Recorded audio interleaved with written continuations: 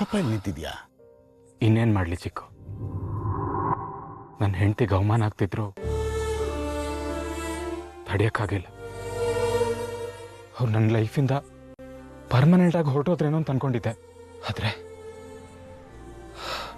ನನ್ನ ಪುಣ್ಯ ವಾಪಸ್ ಬಂದರು. ಆದರೆ ನನ್ನವರು ಅಂತ ಅನ್ಕೊಂಡಿರೋರು ನನ್ನ ಬಗ್ಗೆ ಆಗಲಿ ನನ್ನ ಹೆಂಡತಿ ಬಗ್ಗೆ ಆಗಲಿ ಒಂಚೂರು ಕನಿಕರ ತೋರಿಸ್ತಾ ಇಲ್ಲ. ನಾನು ಏನು ಮಾಡ್ಬೇಕಂತಾನೆ ಗೊತ್ತಾಗ್ತಿಲ್ಲ ಚಿಕ್ಕು. ಕಾಯ್ತೀನಿ, ಇಷ್ಟು ದಿನನೇ ಕಾದಿದ್ದೀನಂತೆ. ಮನೆಯವರೆಲ್ಲ ಭಾರ್ಗವಿನ ಒಪ್ಕೊಳ್ಳೋ ತನಕ ಕಾಯ್ತೀನಿ. ಅರ್ಜುನ್, ಅವ್ರ ಮನಸ್ಸು ಬದಲಾಗುತ್ತೆ ಅಂತ ನೀನು ನಂಬ್ಕೊಂಡಿದ್ಯಾ? ಅವರು ಕರಗದೇ ಇರೋ ಬಂಡೆಗಳು, ನೀನು ಎಷ್ಟೇ ಕೂಗಿದ್ರು ಅವ್ರು ಕೇಳಿಸಲ್ಲ. ನೋಡು, ನಾನು ಹೇಳ್ತಿರೋದು ನಿನಗೆ ನಂಬೋದು ಕಷ್ಟ ಆಗ್ಬೋದು, ಅದು ಸತ್ಯ. ನೀವೇನೇ ಹೇಳಿ ಚಿಕ್ಕು, ಆ ಬಂಧನ ಥರ ದುಡ್ಡಿರೋರು ಅಧಿಕಾರ ಇರೋರು ಈ ಮನೆಗೆ ಬರ್ತಿದ್ರೇನೋ. ಆದರೆ ಭಾರ್ಗವಿ ಅಂತ ಸೊಸೆ ಈ ಮನೆಗೆ ಬರಕ್ಕೆ ಸಾಧ್ಯ ಆಯ್ತಾ? ಖಂಡಿತ ಇಲ್ಲ. ಭಾರ್ಗವಿ ಅಂತ ಒಳ್ಳೆ ಸೊಸೆನ ದುರ್ಬೀನ್ ಹಾಕಿ ಹುಡುಕಿದ್ರೂ ಸಿಗ್ತಿರ್ಲಿಲ್ಲ. ಆದರೂ ಈ ಮನೆಯವರೆಲ್ಲ ಯಾಕೆ ಒಪ್ಕೋತಾ ಇಲ್ಲ ಗೊತ್ತಾ? ಅವಳು ಪ್ರತಿಯೊಂದನ್ನು ಪ್ರಶ್ನೆ ಮಾಡ್ತಾಳೆ. ಸರಿಯಾಗಿದ್ರೆ ಸಪೋರ್ಟ್ ಮಾಡ್ತಾಳೆ, ತಪ್ಪಾಗಿದ್ರೆ ಖಂಡಿಸ್ತಾಳೆ.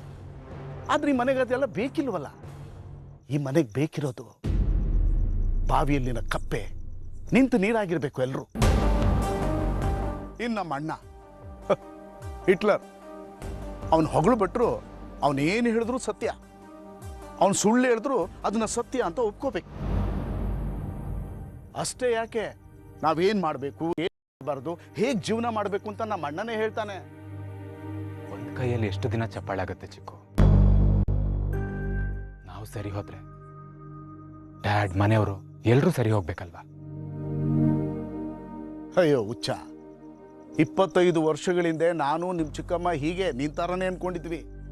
ಆದರೆ 25 ವರ್ಷಗಳು ಹೋದ್ವೇ ಹೊರತು ಏನೂ ಆಗಲಿಲ್ಲ. ನಾವು ಸುಮ್ಮನೆ ಇರೋದನ್ನ ಅವರು ನಮ್ಮ ಬಲಹೀನತೆ ಅನ್ಕೋತಾರೆ. ನಾವು ಅವರು ಕೊಡೋ ಪ್ರೀತಿ ಗೌರವ ಅದು ಅರ್ಥ ಆಗಲ್ಲ ಅವ್ರಿಗೆ. ಅರ್ಜುನ್, ಅಂಥವ್ರಿಗೆ ಬುದ್ಧಿ ಕಲಿಸೋದಕ್ಕೆ ಭಾರ್ಗವಿನೇ ಸರಿ. ನಾವಂತೂ ಈಗ ಆಗೋದ್ವಿ. ಈ ಮನೆಯಲ್ಲಿ ಪ್ರಶ್ನೆ ಮಾಡೋದಕ್ಕೆ, ತಪ್ಪನ್ನ ತಡೆಯೋದಕ್ಕೆ ಒಬ್ರು ಇರಬೇಕು ಅಂತ ಅನ್ಕೊಂಡಿದ್ವಿ. ನಮ್ಮ ಭರವಸೆಯಾಗಿ ಬೆಳಕಾಗಿ ಬಂದಿದ್ದು ಭಾರ್ಗವಿ. ಆದ್ರೆ ಇವತ್ತು ಅವಳು ಸ್ವಾಭಿಮಾನಕ್ಕೂ ಪೆಟ್ಟು ಕೊಟ್ಟಿದ್ದಾರೆ. ಆದರೆ ಅವಳು ಇದನ್ನೆಲ್ಲ ತಡ್ಕೋತಾಳೋ, ಸುಮ್ಮನಿರ್ತಾಳೋ ಅಥವಾ ಮೆಟ್ಟು ನಿಲ್ತಾಳೋ ನನಗೆ ಗೊತ್ತಿಲ್ಲ. ನನ್ನ ಹೆಂಡ್ತಿನ ಚೆನ್ನಾಗಿ ನೋಡ್ಕೋಬೇಕು ಅಂತ ಕರ್ಕೊಂಡ್ಬಂದಿದ್ದೀನಿ. ಅವ್ರು ಈ ಮನೇಲೇ ಇರಬೇಕು ಚಿಕ್ಕು. ಅವ್ರಿಗೆ ನಾನಿಲ್ಲೊಂದು ಸ್ಥಾನ, ಪ್ರೀತಿನ ಕೊಡಿಸ್ಲೇಬೇಕು. ನನ್ನ ಮದ್ವೆಗೊಂದು ಅರ್ಥ ಸಿಗಕ್ಕೆ ನನ್ನ ಸ್ವಾಭಿಮಾನನ ಪಕ್ಕಕ್ಕಿಟ್ಟು ಈ ಮನೆಯವ್ರ ಮುಂದೆ ತಲೆಭಾಗಕ್ಕೂ ಸಿದ್ಧ ಚಿಕ್ಕು.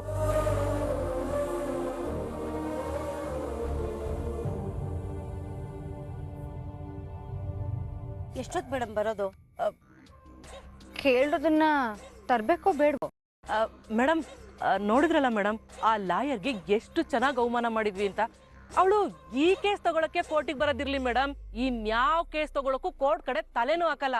ಹಾಗೆ ನಿಮ್ ಮನೇಲಿ ಬೆಕ್ಕಿನ ಮರಿ ತರ ಬಿದ್ದಿರ್ತಾಳೆ.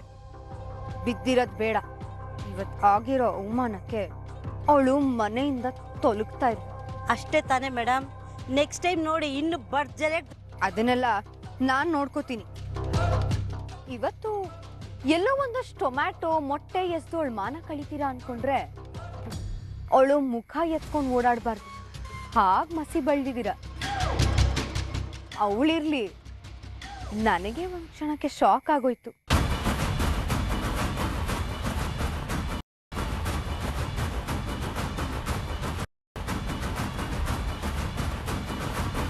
ಕಣ್ಣು ಮುಚ್ಚಿದ್ರು, ಕಣ್ಣು ಬಿಟ್ರು ಅದೇ ಸೀನ್ ಕಾಣಿಸ್ತಾ ಇದೆ. ಅದಕ್ಕೆ ನೀವು ಕೇಳಿರೋದಕ್ಕಿಂತ ಜಾಸ್ತಿನೇ ಕೊಡ್ತಾ ಇದ್ದೀನಿ, ತಗೊಳ್ಳಿ.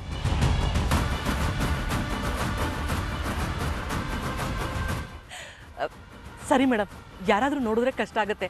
ನಾವೇನು ಬರ್ತೀವಿ. ಹಾಂ ಮೇಡಮ್, ನೆಕ್ಸ್ಟ್ ಟೈಮ್ ಮತ್ತೆ ಈ ಥರ ಏನಾದರೂ ಗಲಭೆ ಮಾಡಬೇಕು ಅಂದರೆ ನಮಗೆ ಹೇಳಿ ಮೇಡಮ್. ಸರಿ ಮೇಡಮ್, ಬರ್ತೀವಿ.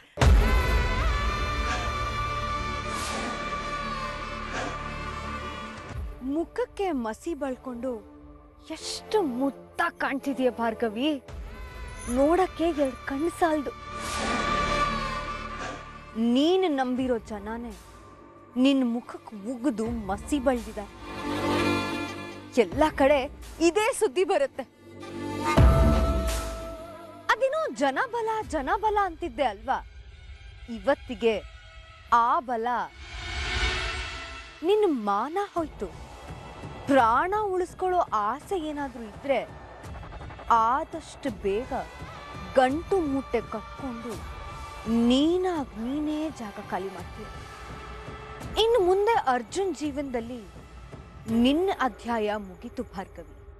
ನೀನು ಮನೆಯಿಂದ ಹೊರಗೆ ಕಾಲಿಟ್ಟ ಮೇಲೆ ನನ್ನನ್ನು ಡಿಸ್ಟರ್ಬ್ ಮಾಡೋರು ಯಾರೂ ಇಲ್ಲ. ಅತ್ತೆ ಮಾವ ನನ್ನನ್ನು ಒಪ್ಕೋತಾರೆ. ಇಡೀ ಪಾಟೀಲ್ ಮನೆಗೆ ನಾನೇ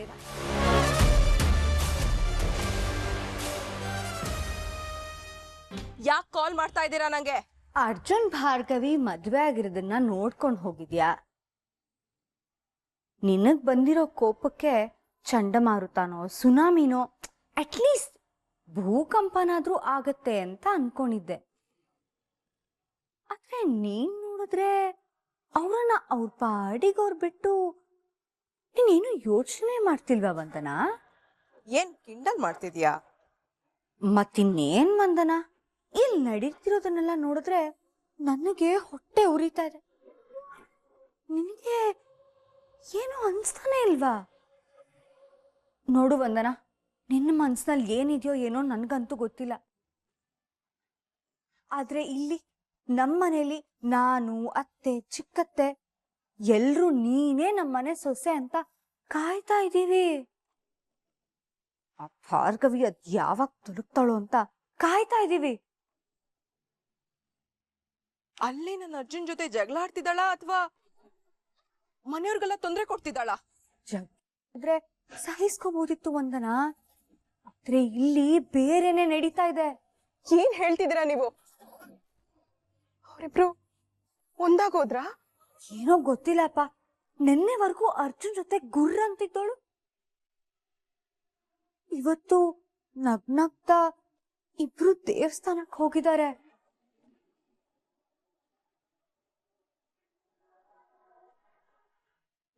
ನೆನ್ಪಾಗಿ ಸ್ವಲ್ಪ ದುಃಖ ಆಯ್ತು ವಂದನ. ನೀನ್ ಹುಷಾರು.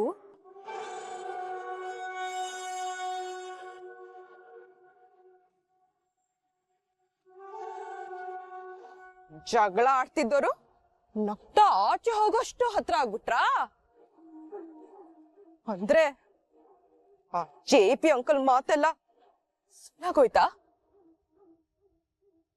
ಇಲ್ಲಿ ನನ್ ಹೊಟ್ಟೆಗ್ ಬೆಂಕಿ ಹಾಕಿ ಅವರಿಬ್ರು ಸುತ್ತಾಡ್ತಿದ್ದಾರೆ ಅಂದ್ರೆ ಈ ವಂದನ ಸುಮ್ನಿರ್ಬೇಕಾ? ಇಲ್ಲ, ಮಾಡ್ತೀನಿ, ಮಾಡೇ ಮಾಡ್ತೀನಿ.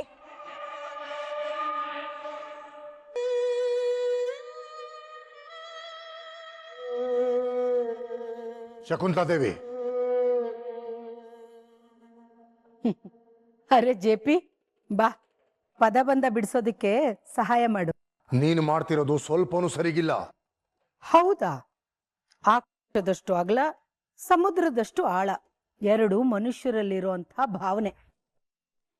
ಎರಡಕ್ಷರದ ಪದ ಪ್ರೀತಿ, ಅದು ಸರಿಯಾಗೇ ಇದೆಯಲ್ಲೋ? ಅದು ನಿನ್ನ ತಪ್ಪು ಕಲ್ಪನೆ. ದ್ವೇಷ ಕೂಡ ಆಗ್ಬೋದಲ್ವಾ? ಸದಾಶಿವನ್ಗೆ ಯಾವಾಗ್ಲೂ ಅದೇ ಧ್ಯಾನ ಅನ್ನೋ ತರ ಯಾವಾಗ ಸೇಡು ದ್ವೇಷ ಅಂತಿರ್ತೀಯಲ್ಲೋ? ನನ್ನ ದ್ವೇಷನ ಜಾಸ್ತಿ ಮಾಡ್ತಿರೋದು ನೀನು. ನಾನೇನ್ ಮಾಡ್ದೆ? ನಿನಗ್ ಗೊತ್ತಿಲ್ವಾ? ನೀನು ಮಾಡಿರೋ ಅಪರಾಧ ನಿನಗೆ ಗೊತ್ತಿಲ್ವಾ? ಈ ಪದ ಬಂದಕ್ಕಿಂತ ನಿನ್ನ ಮಾತೇ ಒಗಟಾಗಿದೆ. ವ್ಯಂಗ್ಯ ಸಾಕು ಶಕುಂತಲಾದೇವಿ. ಅರ್ಜುನ್ ಭಾರ್ಗವಿನ ಜೊತೆಗೆ ಯಾಕೆ ಕಳಿಸದೆ? ಜೆ ಪಿ, ಗಂಡ ಹೆಂಡತಿ ಒಟ್ಟಿಗೆ ಹೊರಗಡೆ ಹೋಗೋದು ಅಪರಾಧನ? ಕರೆಕ್ಟಾಗಿ ಹೇಳ್ದೇನೆ. ಏನಣ್ಣ, ಗಂಡ ಹೆಂಡತಿ ಒಟ್ಟಿಗೆ ಹೊರಗಡೆ ಹೋಗೋದು ಕಾನೂನು ಬಾಹಿರನ? ಅಣ್ಣ ಯಾಕೆ ಸುಮ್ಮನಾಗ್ಬಿಟ್ಟೆ? ಮಾತಾಡು. ಗಂಡ ಹೆಂಡತಿ ಜೊತೆಲಿ ಹೊರಗಡೆ ಹೋಗ್ಬಾರ್ದು ಅಂತ ಏನಾದರೂ ಹೊಸ ಸೆಕ್ಷನ್ ಬಂದಿದ್ಯಾ? ಇದಕ್ಕೆ ನಿನಗೆ ಸಂಬಂಧ ಇಲ್ಲ ಜಯಂತ. ದಯವಿಟ್ಟು ಸುಮ್ಮನಿದ್ಬಿಡು. ಅಣ್ಣ ಅದು ಹೇಗಾಗತ್ತೆ? ಅಲ್ಲ, ನಮ್ಮ ರಿತು ನನ್ನ ಮಗಳ ಜೀವನ ನಿನಗೆ ಸಂಬಂಧಪಡುತ್ತೆ ಅಂದಮೇಲೆ ನಿನ್ನ ಮಗ ಅರ್ಜುನ್ ಜೀವನ ನನಗೆ ಯಾಕೆ ಸಂಬಂಧಪಡಲ್ಲ? ಮಾತು ಮಿತಿ ಮೀರ್ತಾ ಇದೆ. ಅಣ್ಣ, ನೀನು ಮಾಡೋ ಕೆಟ್ಟ ಕೆಲಸಗಳೇ ಮಿತಿ ಮೀರ್ತಿದೆ ಅಂದಮೇಲೆ ಇನ್ನು ನನ್ನ ಮಾತು ಯಾವ ಲೆಕ್ಕ ಅಣ್ಣ? ಹಾಂ ಅಣ್ಣ, ಲೆಕ್ಕ ಅಂದ ತಕ್ಷಣ ನನಗೊಂದು ನೆನಪಾಯ್ತು. ನೀನಿನ್ ಮುಂದೆ ಮೋಸ ಮಾಡಿ ವಂಚನೆ ಮಾಡಿ ಕೇಸ್ನ ಗೆಲ್ಲಕ್ಕಾಗಲ್ಲ. ಏಕೆಂದರೆ ನಿನ್ನ ಪಾಪದ ಲೆಕ್ಕನೆಲ್ಲ ಹಾಕಿ ವಾಪಸ್ ಕೊಡೋದಕ್ಕೆ ಭಾರ್ಗವಿ ಬಂದಿದ್ದಾಳೆ.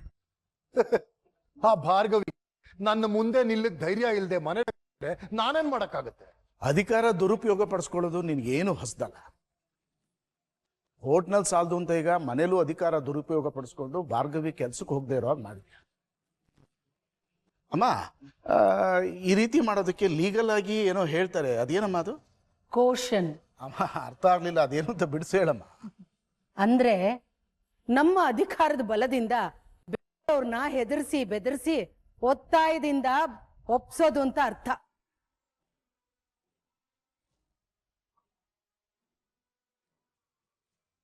ವಾ ಮಾ, ಎಷ್ಟು ಚೆನ್ನಾಗಿ ಹೇಳ್ತೀಯಮ್ಮ.